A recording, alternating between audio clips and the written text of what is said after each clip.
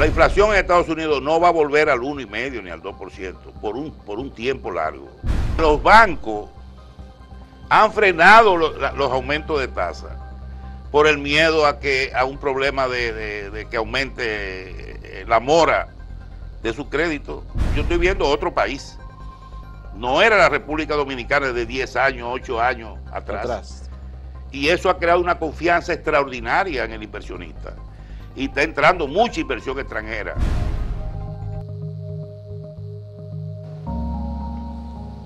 El sistema financiero norteamericano ha sido impactado sorpresivamente por la quiebra de dos instituciones financieras. Silicon Valley Bank, un banco relativamente pequeño, pero importante, porque está dedicado a los startups y a las tecnologías, nuevas tecnologías, y posteriormente ha fracasado también el Signature Bank, otro banco importante de los Estados Unidos. Luego ya se ha visto que hay una situación también complicada para Republic Bank, que se recuerda, aquí lo tuvimos en algún momento en República Dominicana, o hubo un intento de establecer un Republic Bank en República Dominicana. Lo que hemos tenido es la preocupación, las bolsas de valores se han exaltado de alguna manera, y eso tiene mucha repercusión en las economías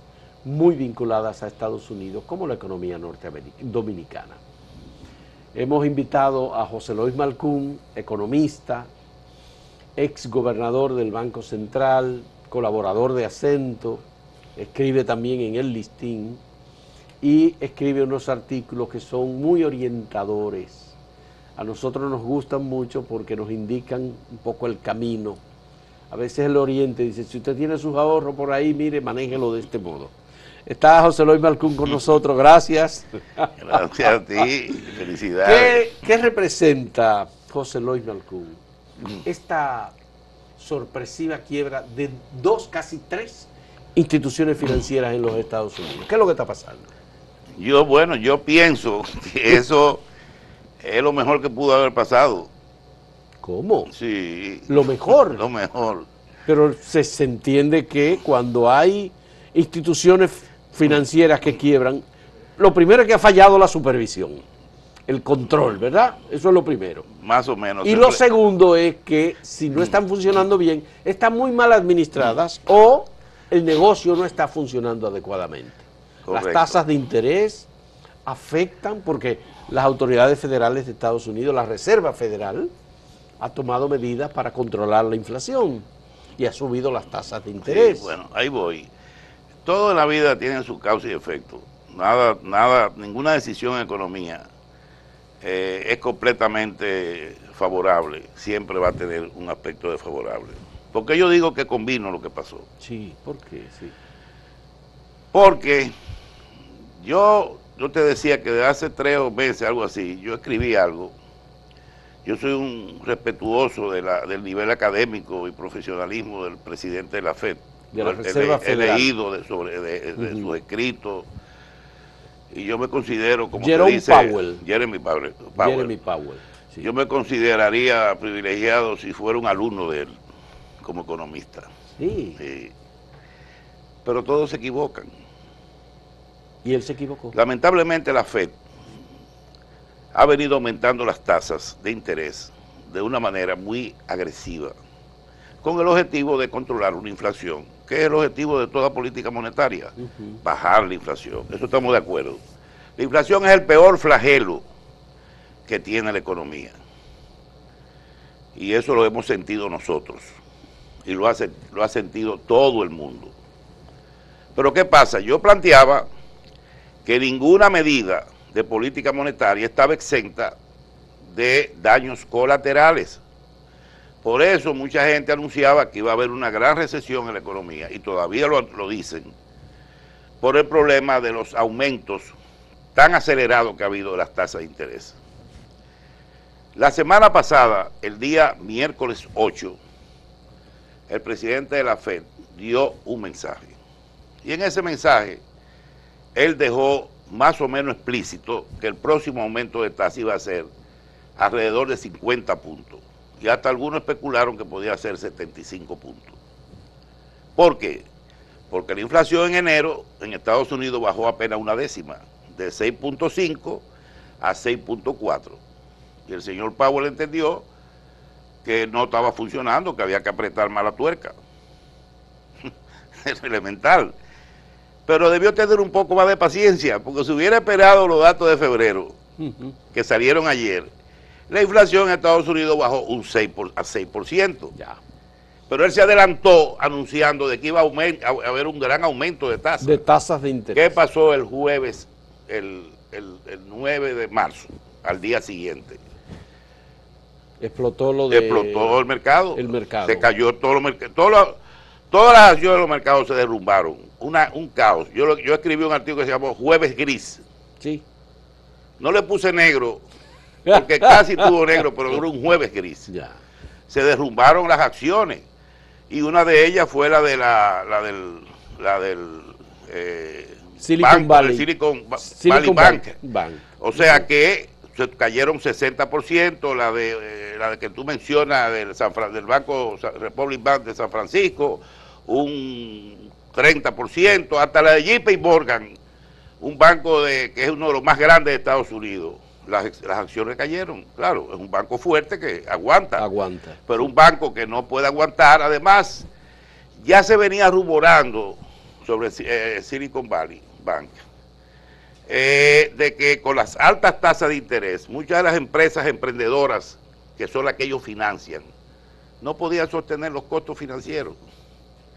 Y algunos ya comenzaron como a abandonar su política de inversión y comenzaron a mover el dinero y comenzaron los rumores de que se estaba...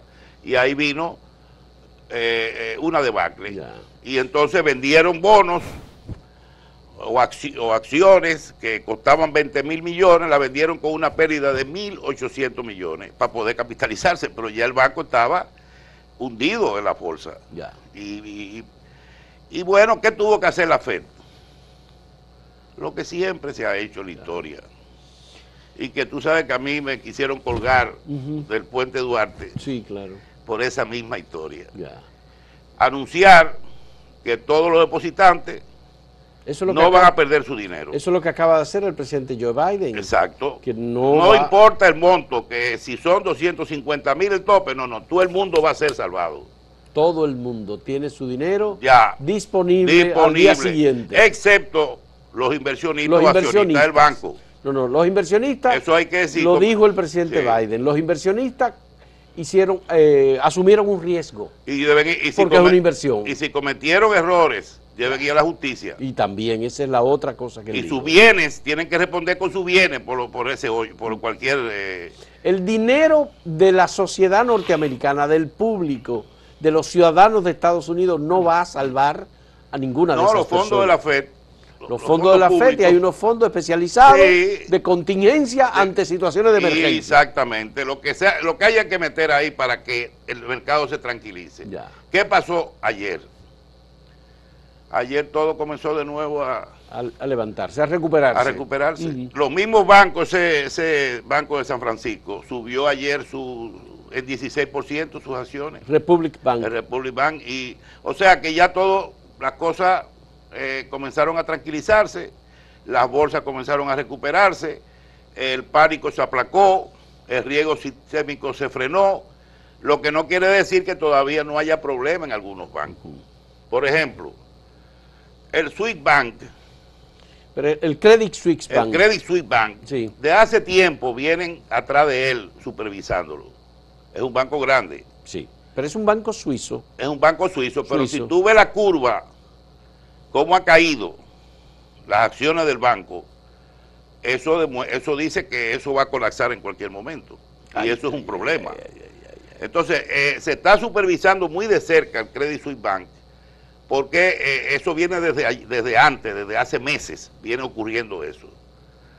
Yo creo que la supervisión bancaria aquí, como tú sabes, después de la crisis del 2008, fueron mucho más fuertes, o han sido más fuertes, y se supone que ahora cosas como esa no deberían suceder, salvo que Donald Trump en su periodo flexibilizó un poco. Ya. La regulación. La regulación bancaria. Pero esto es una crisis como resultado de unas medidas de política monetaria que se dio, y no necesariamente por una actuación fraudulenta de parte de los gestores y administradores. Hasta ahora, la unidad de investigación, no recuerdo el nombre en inglés, que se encarga de intervenir los bancos, que es como una superintendencia de bancos, está metida en el banco, en el Silicon Valley Bank. Ya. O sea, están allá analizando. Sí. Vamos a ver con lo que sale, porque fíjate, siempre se da un fenómeno. Cuando te dicen que un banco tiene un hoyo, tiene se usa otra palabra, tiene un vacío o algo, un hoyo, vamos a decirlo así, de 15.000 millones. Bueno, 15.000 millones no es nada, vamos a buscar, o sea, vamos a resolverlo, a ver los activos que tiene, 15.000 millones, bueno. Pero cuando tú te metes en el banco, resulta que no son 15, son 40. Son 40. Eso es así, que siempre pasa. Siempre es así. Pasó en República Dominicana. Pero lógico. Claro. No, que era un hoyo de eso, se resuelve. Cuando uno entró a los bancos, se cuadruplicó. El hoyo era cuatro veces mayor a lo que originalmente se había dicho. Entonces eso es un fenómeno general, mundial. Pero yo creo que ya la calma ha vuelto a los mercados. Yo espero que los próximos meses... ahora, la FED tiene que hacer una cosa. Tiene que tener mucho cuidado en su reunión ahora a fin de mes de lo que va a hacer. Porque te voy a decir algo, la inflación en Estados Unidos no va a volver al 1,5 ni al 2% por un tiempo largo. Lo que debe hacer la FED es buscar una meta de 3.5% de inflación. Ya están en 6. Espera a que la inflación siga bajando, porque ya las tasas están suficientemente altas, y a una pausa, porque, y como mucho, lo quizás pueda hacer es aumentar a 25 puntos, pero no 50 como había dicho él la semana pasada. Sí, pero si Powell hubiese detenido su intervención, no se hubiese producido esta crisis. No tenía que avisar. O se precipitó y ya vendría. Fue una precipitación, todo el mundo lo dice, los economistas que hablan en los medios, expertos, todos criticaron esa intervención. Y a él lo culpan directamente de esa crisis, lo culpan directamente porque hizo una advertencia en un momento inadecuado que generó todo el caos que se produjo en los mercados. Incluso sé de economistas como Paul Krugman, por ejemplo, que entienden que los aumentos de la tasa de interés es innecesario y que eso no iba a servir para nada. Bueno, que no se iba a detener la inflación como consecuencia de los aumentos de las tasas de interés. Sí, porque él ve que la inflación es un problema de oferta, no de demanda. Bueno, ahí está. Esa es la teoría de Krugman. Esa es la teoría de Pero también Krugman, hay que entender que la inflación está cediendo. No podemos negarlo. Mira, nosotros llegamos a 9 y pico y ahora cerró a 6.20, bajó casi un punto, de 7.24 que estaba, bajó a 6.30 y pico, casi un punto de inflación. Nosotros estamos ya a 2 puntos de llegar a la meta del 4, que es la meta de nosotros. Pero ahora que tú hablas de nosotros, el Banco Central de República Dominicana ha estado mirando permanentemente hacia la Reserva Federal y sus decisiones de aumentos de tasa de interés. Sí. Nosotros, obviamente, que debemos mantener una competitividad entre la inversión con Estados Unidos en relación con el dólar. El hecho de que sigamos con tanta vehemencia las decisiones de política monetaria de la Reserva Federal no es un elemento que puede representar alguna debilidad interna en República Dominicana en materia de política monetaria. Eso es correcto, pero no lo hizo así el Banco Central. El último aumento de tasa de la FED, el Banco Central no la aumentó. No la aumentó. No, la mantuvo igual. Y hizo lo correcto. Sí. Y yo te voy a decir una cosa. Si nosotros seguimos bajando la inflación a menos de 6 y se acerca a un 5 en junio o julio, y así pasa en algunas economías desarrolladas y subdesarrolladas, ya nosotros tenemos que ir pensando en bajar, en comenzar a desmontar las tasas de política monetaria. Exacto. Ya hay que ir pensando en eso, porque ya fíjate que la economía en enero cayó fuerte. Ya, pero en algunos casos la tasa está sobre el 20. No, claro. Ya en está sobre el 23. 20. Y, en 20. Y eso representa y eso, que un parón muy fuerte y eso en la economía. Que los bancos han frenado los aumentos de tasa por el miedo a un problema de que aumente la mora de su crédito, que afecte el nivel de solvencia de los bancos. Ellos han ido amortiguando, pero debería estar por quizás mucho más alta. Mucho más. Lo que pasa es que el banco prefiere reducir su margen y decir, espérate, déjame evitar que mis clientes, muchos clientes que tienen crédito hipotecario y crédito personal, etcétera, caigan en mora, porque eso sí afecta al banco. No, pero que eso va a afectar muy seriamente. Yo lo sé, y ya mucha gente está preocupada por eso. Entonces yo creo que la última aumento de tasa de la FED, el Banco Central la mantuvo igual, lo que fue muy correcto, pero está en 8.50. Ya. La tasa de referencia. La tasa de referencia de política monetaria en República Dominicana. Y eso, a partir de mediados de año, si la economía, si la inflación sigue moviéndose como se ha movido hacia abajo, ya tienen que ir pensando en una estrategia diferente, o sea, porque es peligroso. Y el hecho de que las instituciones financieras de República Dominicana tengan tanta solvencia y en los resultados que han comenzado a ofrecer de sus operaciones en el 2022 sean tan altos los beneficios, los resultados, ¿no es un elemento como para que el sistema financiero piense en no elevar tanto las tasas de interés, o es obligatorio? Eso es lo que está haciendo.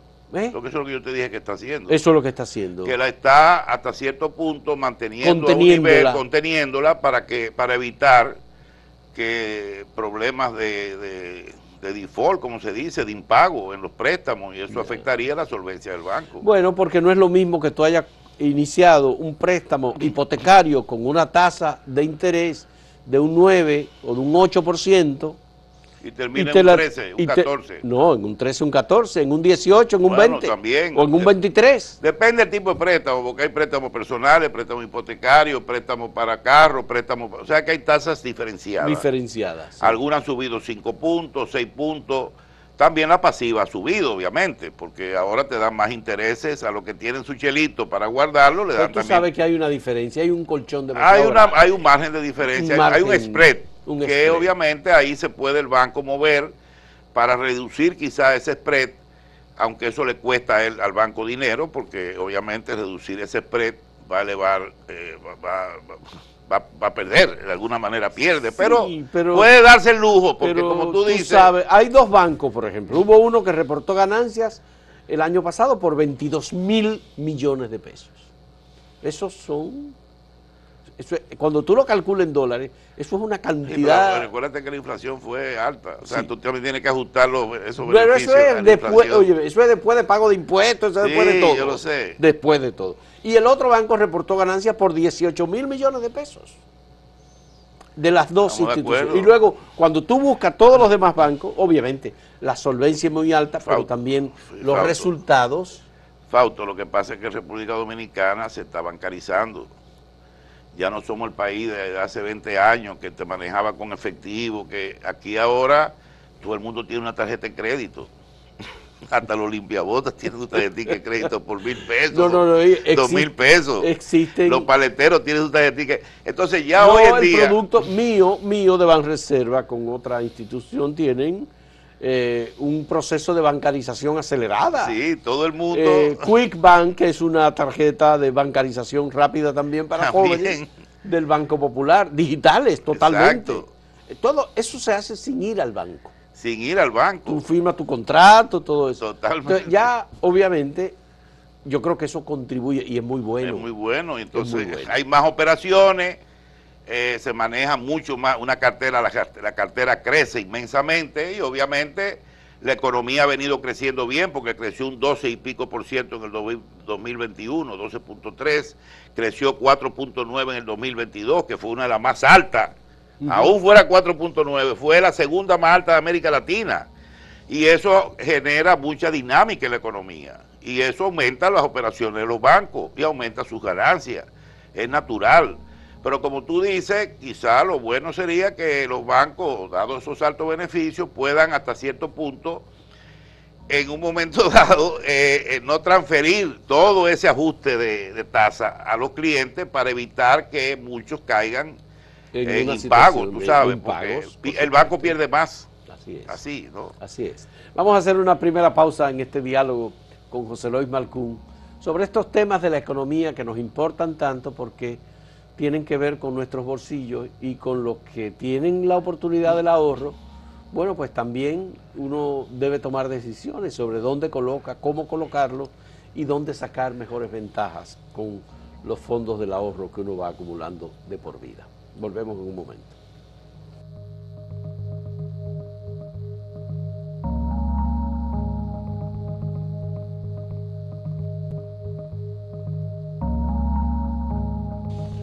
Lois, tu experiencia es muy alta, muy grande. Tú tienes un doctorado en crisis bancaria.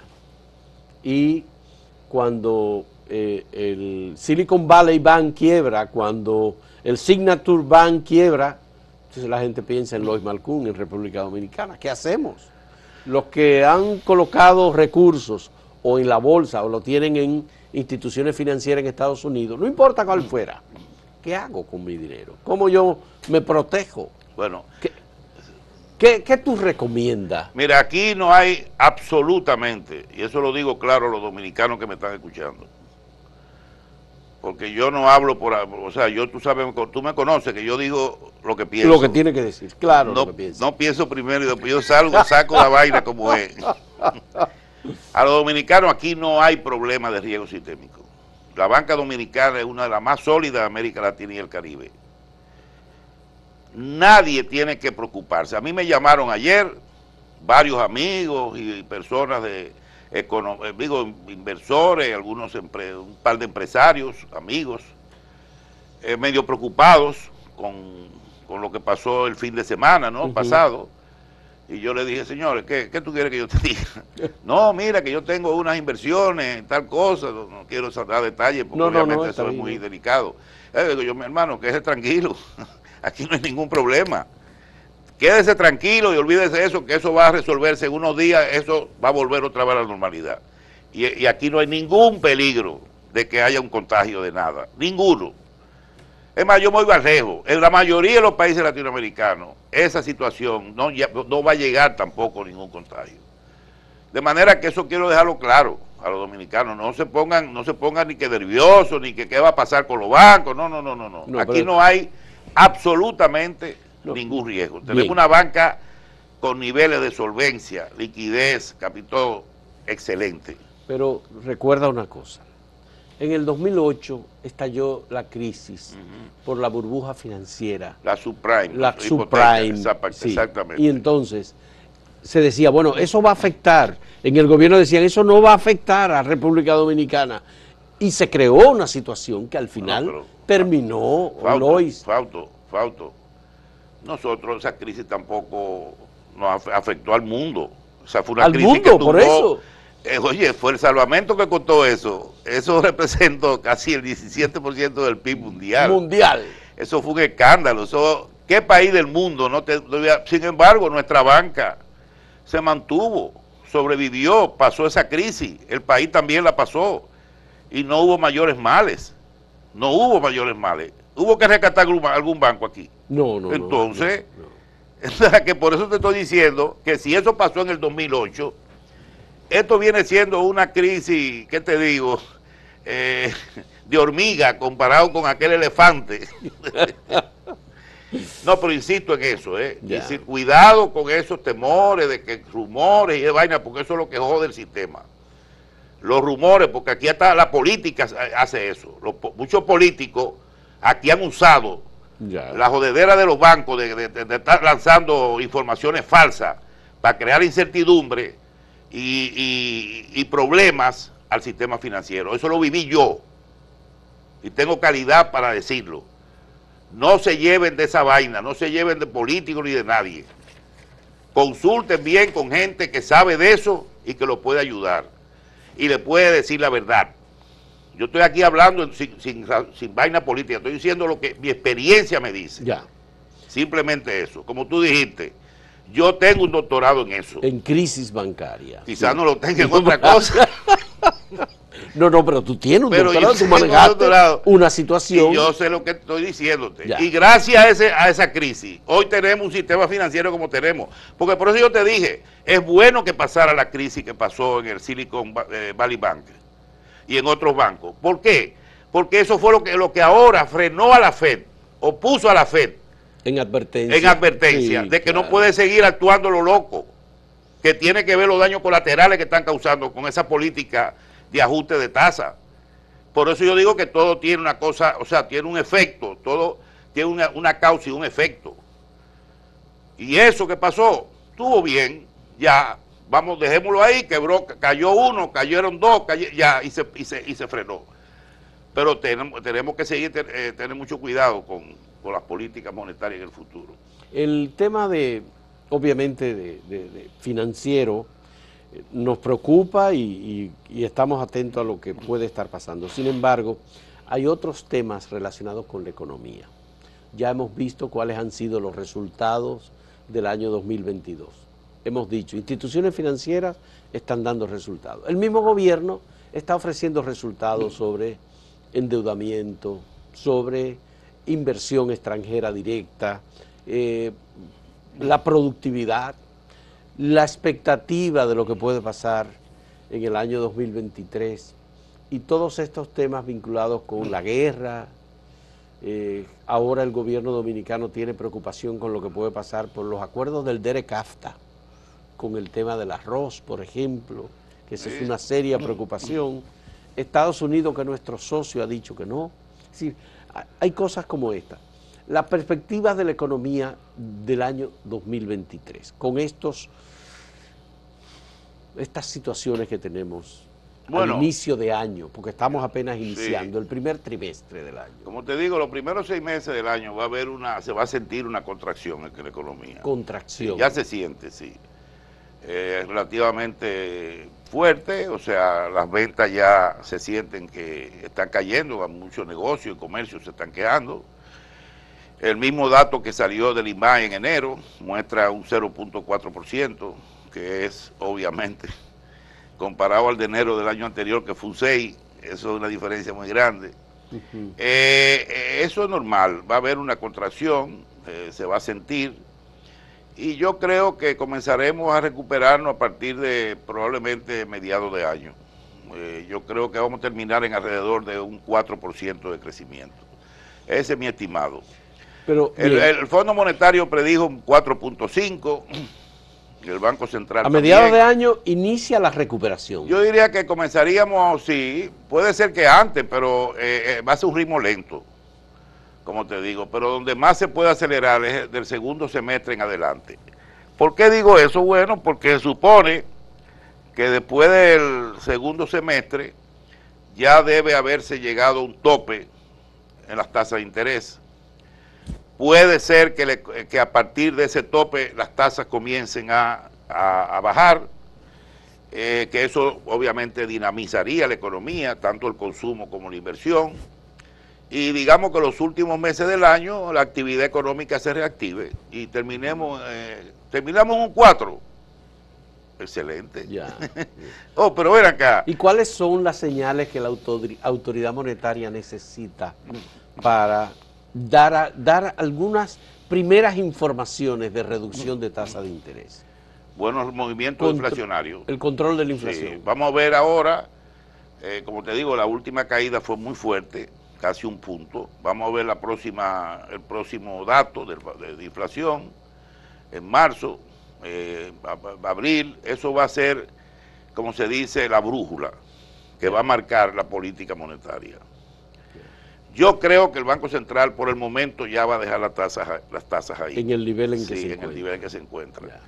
Creo que la Fed va a tener mucho cuidado en cómo va a mover las tasas. Hacia arriba. Igualmente, si tiene que moverlo hacia arriba. Lagarde tiene que hacer lo mismo, que otra que a veces se desboca. Ya. Cristina Lagarde a veces se desboca, igual como a veces lo hace Jeremy Powell. Y habla de que no, que hay que seguir con ajuste de tasa porque la inflación, yo sé que la inflación en Europa está en un 8 y pico, 8.4, está más alta que en Estados Unidos. Sí. La inflación en Europa es más problemática porque también en el último dato de febrero, estamos hablando del mes pasado, solo cayó una décima, de 8.5 a 8.4. Eso es muy alto. Ya. Y la inglesa todavía está por casi el diablo. No, lo que está pasando en Inglaterra es un definitivamente desastre. es un desastre, es una crisis. Entonces, de el dimensiones Banco Central mayúsculas. Europeo, cuya tasa es menor que la de la FED, está por debajo, en alrededor de 50 puntos. Bueno, puede ser que el Banco Central Europeo ajuste su tasa, pero que la ajuste por un máximo 25 puntos. Tenga mucho cuidado de no comenzar a hablar de 50 o de 75. Porque, oye, aumentó una tasa de un fuetazo, 75 puntos. Eso es duro para los mercados, duro. Sí. Y los mercados se desestabilizan totalmente. La gente se asusta y dice, espérate. Y entonces la gente, en vez de invertir en renta variable, mete renta fija. ¿Qué es renta fija? Compra bonos del tesoro y las acciones en el mercado se derrumban y bajan. Porque es más seguro tener un dinero ahí guardado, aunque sea una tasa fija de 4%, 3.80, 3.90, que tú tengas un mercado que está todos los días así. Dando vueltas. Dando vueltas, que tú no sabes qué va a parar. El Bitcoin igual. Bueno, el Bitcoin, mucha gente habla del Bitcoin. Yo digo, miren señores, el Bitcoin tengan cuidado. Eso es un refugio riesgoso. Es riesgoso. Llegó a bajar de $79,000 un Bitcoin. Cayó a 16,000. El año pasado, en noviembre, estaba en 16,000. Sí. Volvió a subir hasta casi 24,000 la semana pasada. De 79,000. Sí. Volvió con la crisis ahora de la caída de las bolsas. El Bitcoin se derrumbó también y volvió a caer como a 19,000 o 20,000. Bueno. El Bitcoin, o moneda virtual, donde hay muchas, no hay solo muchas el Bitcoin, monedas, hay muchas monedas. es un mecanismo especulativo que tú tienes que estar sentado en la computadora 6 o 7 horas al día. Todo el tiempo dándole seguimiento y monitoreando el Bitcoin. a ese mercado. Mucha gente se ha hecho... Hay gente que lo hace con las bolsas en general, que está todo el tiempo pegado. Sí, pero señores, en materia de inversión, como yo digo, yo he hecho recomendaciones de cómo usar, ¿te acuerdas del artículo de cómo usar el dinero? Usarlo en pesos, usarlo en dólares, invertirlo en renta fija o en renta variable. Yo sé que tú recomiendas que vayamos al peso. Al eso peso, es lo que protege. Con renta fija. Renta fija. Pero también nadie es gurú en ese campo. Warren Buffett es para mí lo máximo en cuanto a mercado financiero. Es un genio. Yo lo leo, le doy seguimiento. Ese tipo es un maestro. Sí.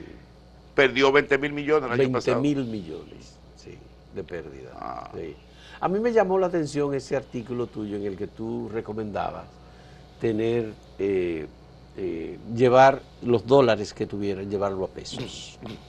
Porque tú prevés que el peso se va a seguir... Se está fortaleciendo. Se está apreciando. Se está apreciando. Y aunque hubiera una devaluación en el año, a diciembre, de un 2%, vamos a suponer, que es lo que está más o menos en el programa macroeconómico, sí, que el peso se devalúe cerca del 2%. Aún así tú ganas.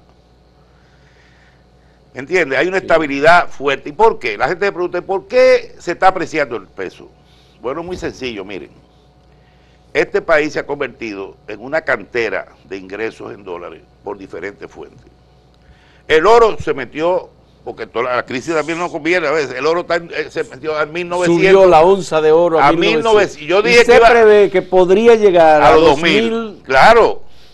Ya. Está en 1930, 1940. Sí.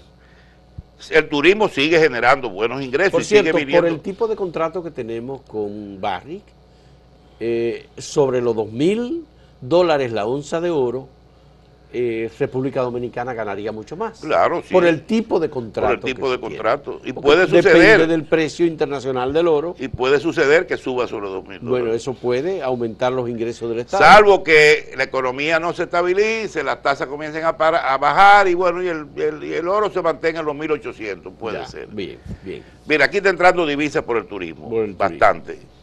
Las remesas siguen subiendo. Se aspira aunque que sean 10.000 millones de dólares. Exactamente. La remesa, otro dato que quiero dar. Otro 10.000 millones más. Otro dato. El desempleo, que eso también lo tiene que considerar la FED.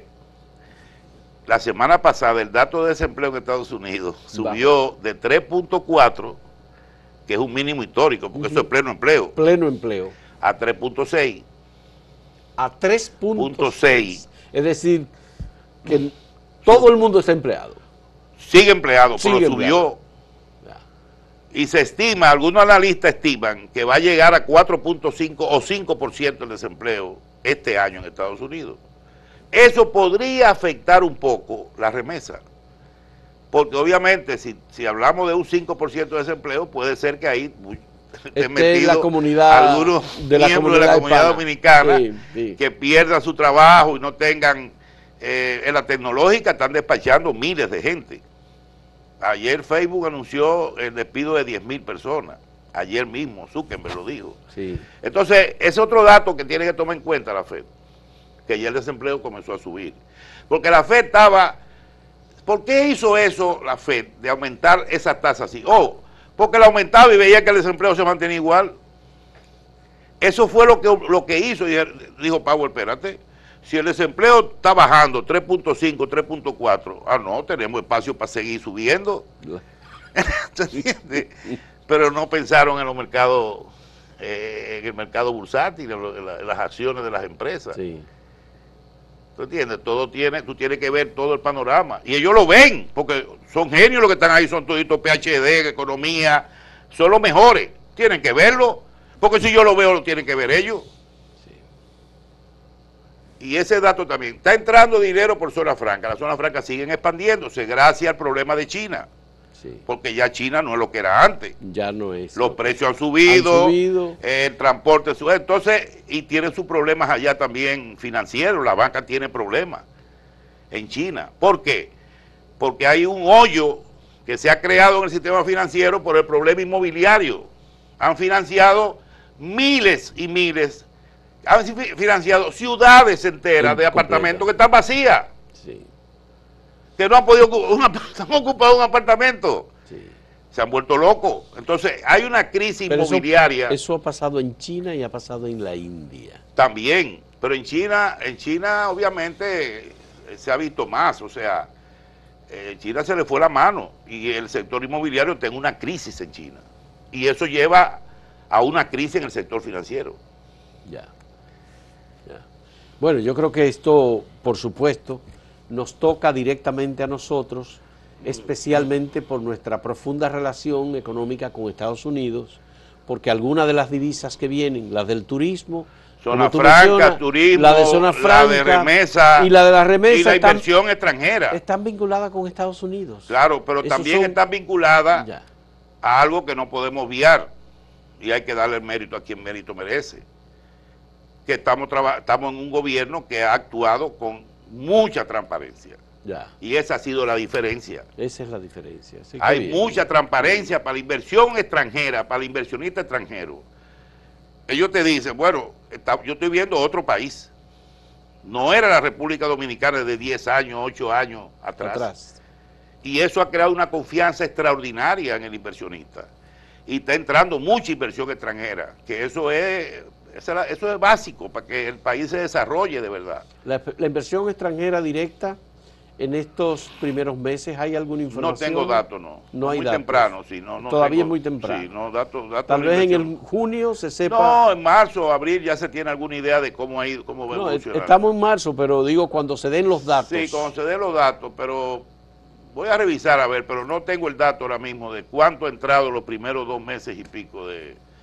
Pero yo sé que está creciendo la inversión extranjera. Yo sé que está creciendo porque el turismo está aumentando y también hay planes de expansión en algunas empresas ya instaladas en el país, principalmente del sector eléctrico.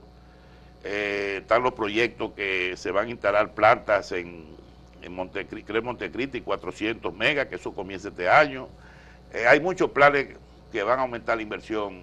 Yo creo que puede superar los 4.000 millones este año. Pocas veces tú expresas, Loy, preocupación por el tema del endeudamiento. Nosotros seguimos contrayendo compromisos para llenar, completar el déficit presupuestario con empréstitos que son sumamente altos. ¿Qué hacemos? Mira, yo digo una cosa, al Fondo Monetario, al Banco Mundial, cuando vienen aquí a evaluar la economía, ellos no miran lo que tú debes. No. No lo miran. No, que tú digas, mira, debemos 50.000 millones, o 60.000 millones, o 30.000, no, eso no.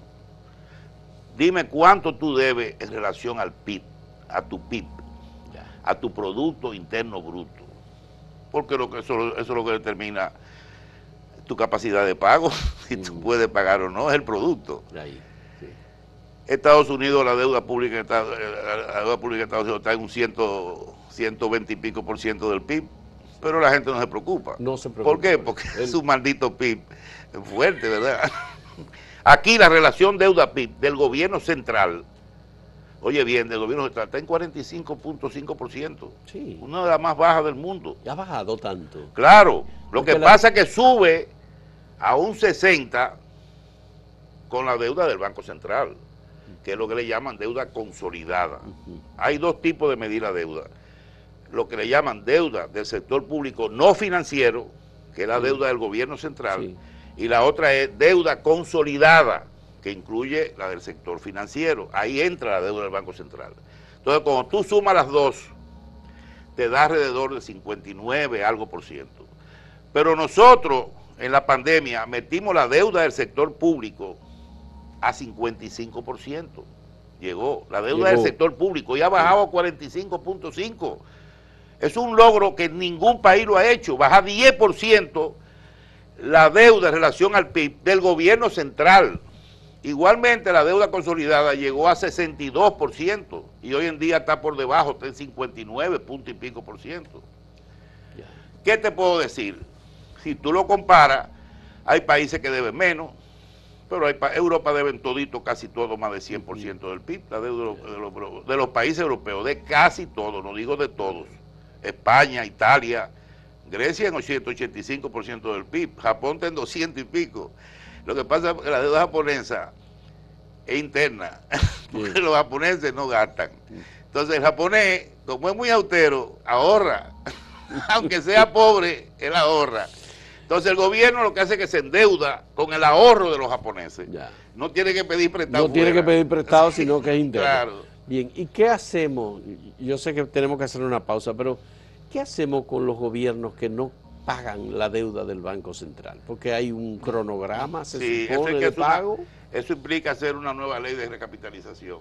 Hay que aprobarla y resolver ese problema.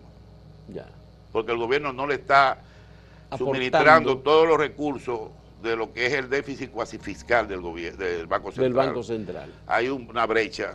Le transfiere, pero no le transfiere todo el monto, y entonces eso implica que parte de ese déficit tenga que convertirse a largo plazo en deuda. Entonces, tú sabes, tiene que... y el Banco Central ha capitalizado con recursos captados pagando unas tasas de interés, que las sigue pagando todavía, que es un monto de pago de tasa de interés del Banco Central por recursos depositados por instituciones y personas, creo que es de 36.000 o más, 40.000 millones de pesos por año. Exacto. Puede subir más. Eso es mucho dinero. Sí, claro, dependiendo a veces la tasa baja, la tasa sube, ahora está subiendo, obviamente, sube ese costo. Hace un tiempo atrás tuvo más baja.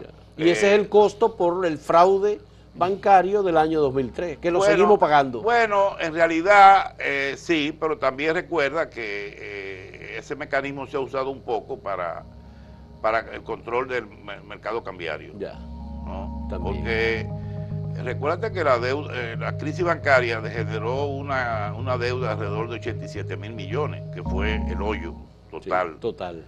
Y al emitir los certificados para pagar esa deuda, ¿no? Se emitieron certificados. Bueno, la ley de capitalización, cuando se aprobó hace 10 años, 12 años, estableció un monto, un tope para la deuda del Banco Central de 320.000 millones. Hasta ahí. Hasta y que ahí. se supone que de ahí ya se iba a desmontar hasta llegar a cero. Sí. Pero lamentablemente la ley... Eso ha seguido subiendo. Hasta 700 mil millones. y pico de millones. Ya. Y ya es hora de que una nueva ley de recapitalización ya se implemente para que, eso lo ha recomendado el fondo ya varias veces, se apruebe esa ley para que en 20 años, ya no va a ser en 10, pero en 20 años esa deuda se vaya desmontando. Cubra el déficit cuasificado. La deuda alemana después de la Segunda Guerra Mundial todavía se está pagando. Y Marshall no, el plan Marshall no permitió. No, el plan Marshall fue una forma de levantar Europa, o sea, de reconstruirla. Sí, pero Alemania todavía tiene deuda de la Segunda Guerra Mundial. ¿Y ya qué tiempo tiene la Segunda Guerra Mundial?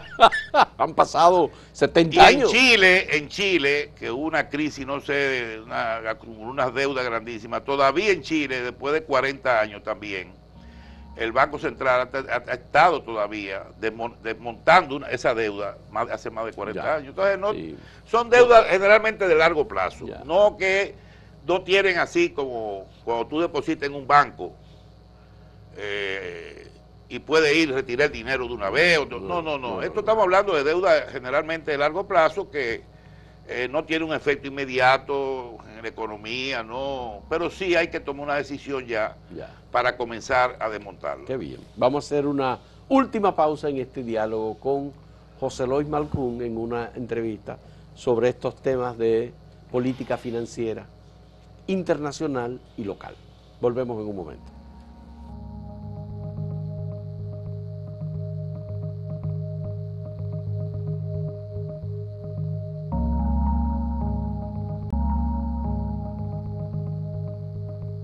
José Lois, estoy preocupado porque creo que el presidente asumió un compromiso muy fuerte el 27 de febrero, cuando dijo que iba a proteger a los productores de arroz a capa y espada, como quiera. Hay que cuidar a los productores arroceros de República Dominicana, no solamente por el hecho de que tenga que ver con la seguridad alimentaria, sino porque representa un segmento de la economía agrícola del país sumamente importante.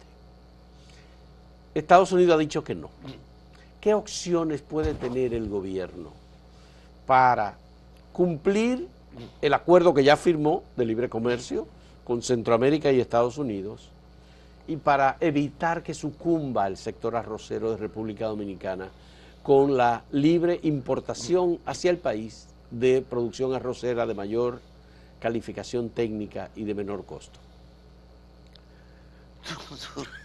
¿Tú quieres que te hable como economista o como político? Como ciudadano, que tú me hables como político y como economista. Mira, aquí hay un sector arrocero que es altamente eficiente, que usa maquinaria para la cosecha, usa fertilización y usa mano de obra que es más barata en Estados Unidos. Ese sector arrocero, que a veces lo financian los molineros, y que se producen extensiones de tierra suficientemente grandes, pueden competir con el arroz importado. Ahora, ¿cuál es el problema? ¿Cuántos parceleros hay que tienen pequeñas parcelas que siembran a mano, que cosechan a mano, que venden su arroz ahí frente a la finca? Los pequeños productores. Exacto. ¿Qué hacemos con eso? Que el costo, su costo es más alto. Entonces, por eso, aquí, muchas veces, la fijación de precio del arroz beneficia grandemente a los más eficientes, pero es para ayudar a los que son menos eficientes. ¿Cuántos productores hay ahí? 100.000 parceleros o más. Bueno, el presidente obviamente no va a poner en juego el CAFTA. No puede. Bajo ninguna circunstancia. ¿Por qué? Porque el riesgo sería, o las pérdidas serían mucho mayor. No pueden bloquear las exportaciones de muchísimos productos. Y ahora nosotros estamos en un momento de grandes exportaciones, incluyendo zona franca. Y de aumento, por Exactamente. Supuesto, ¿Qué pasa? Ahí lo que va a tener que hacer el gobierno es buscar la forma de que el arroz, de ese arroz de los pequeños productores que va a llegar a un costo, a un precio mucho más alto que el arroz que pueda venir de Estados Unidos, busca un mecanismo de subsidio. Ya. O buscar una forma al buscar un cultivo alternativo. Ya. Porque también nosotros subsidiamos a gran parte de ese arroz, de esos pequeños parceleros. Muchas veces se le da la semilla, muchas veces se le prepara la tierra, muchas veces se le vende, se le trata el fertilizante, a veces se le presta dinero que a veces con tasas de interés muy blandas, subsidiadas. Entonces, de alguna manera, lo que hay que ver, qué forma se puede buscar, eso hay que darle cabeza, sí, para que esos productores que puedan ser afectados por la importación de arroz de Estados Unidos puedan competir o puedan vender su arroz a menor precio, vamos a decir, porque el arroz nosotros es bueno, Sí. Vamos a estar claros, el arroz americano no es mejor que el de nosotros. Nuestra calidad de arroz es buena aquí. Nosotros producimos una buena calidad. No se trata de calidad, se trata de que allá te producen miles de hectáreas, te ponen 50 máquinas, tú lo has visto, ¿no? En fila. Sí. Cosechando arroz, esa vaina va directamente a una tubería que va a los molinos. La tecnificación. Sí, claro, nadie pone la mano ahí. Ya. Y tenemos que luchar contra eso. Es verdad. Sí, aquí hay fincas, como te digo, altamente eficientes y con alto rendimiento en arroz. Esas pueden que no tengan problemas, no deberían. No. Ahora el problema es qué pasa con todas esas pequeñas parcelas que hay que buscarle una salida. Pero ahí es el gobierno, junto con el Ministerio de Agricultura, el Banco Agrícola, Industria y Comercio, tienen que ir en auxilio. Porque ¿qué pasa? Mira, no es que los Estados Unidos estén contra nosotros ni nada de eso. Cuando dicen, mira, nosotros no podemos... Es que si hace eso con nosotros, lo va a tener que hacer con Costa Rica, con Honduras, con Guatemala, con Nicaragua. Con todos. Y todos van a pedir lo mismo. Los nicaragüenses van a decir, espérate, si tú le hiciste eso al arroz dominicano, tú tienes que hacer lo mismo con el maíz. Ya. En el caso mío. Ya. Porque me van a joder el maíz mío también, o sea. Y eso pasó con México. México duró tantos años, el acuerdo del TLC. El libre comercio con México. Y era 20 años para el desmonte del maíz. ¿Y se murió México? No. Bueno. No, ya. Y siguen produciendo maíz. Ya. Entonces, todo es un problema de buscarle solución. Yo creo que hay que buscársela, aunque obviamente, como te digo, son las alternativas. Pero debemos también ya, como te digo, centrarnos más en la producción de arroz con alta tecnología. Ya no podemos, en pequeñas fincas así aisladas, o buscar que se formen cooperativas grandes y que el gobierno tecnifique todas esas tierras que están divididas. Esa es otra posibilidad. Hay otra posibilidad. Otra posibilidad. Exactamente. Que el gobierno tecnifique, facilite el crédito para la tecnificación y los equipos a los pequeños productores que se asocien en cooperativas. Correcto. Todas esas son posibilidades, pero no pretender que van a hacer una excepción con nosotros, porque entonces tú tienes 7 países más que te van a pedir lo mismo. Ya. Yo creo que es sumamente valioso lo que acabas de decir. Además, estamos comenzando a exportar carne para Estados Unidos. También. Y ellos van a decir, espérate, ustedes no meten la carne aquí más barata que la que producimos nosotros, y es verdad. La carne americana es cara. Es cara. Muy cara. Sí, pero es un gran productor de carne. Sí, pero como quiera. Y consumidor tambin. Exacto. Porque aquí alimentan más la carne con hierba. Sí. Allá todo el mundo alimenta el ganado con productos, maíz, es un lujo, son ganaderías que se alimentan, tú ves que esas vacas te crecen, pero es parada, no caminan. No caminan. Las nuestras viven caminando para poder comer. Entonces podemos venderle carne a precio menor a como ellos la tienen, y pueden decir, pero espérate, yo te estoy aceptando que tú me exportes carne cuando mis ganaderos norteamericanos, venden la carne más cara que la que vale importarla de ustedes. Ya, perfecto. Eso Así hay que es. manejarlo con Sí, cuidado. y además que fue un acuerdo de libre comercio que se firmó en el que Sí. República Dominicana entró de último momento, y- un gran esfuerzo del gobierno de Hipólito Mejía en aquel momento, Claro. el anclaje, como se llamó. Uno de los mayores éxitos que logramos nosotros en ese periodo, lograr que no nos dejaran fuera, porque nos iban a dejar fuera. Pues nos iban a dejar fuera, y nos íbamos a joder. ciertamente. Sí. Eso iba a ser un golpe muy duro. Un golpe fuerte. Para la economía Yo creo que vean a México. México ni se hundió ni se desapareció por el maíz. Nosotros tampoco.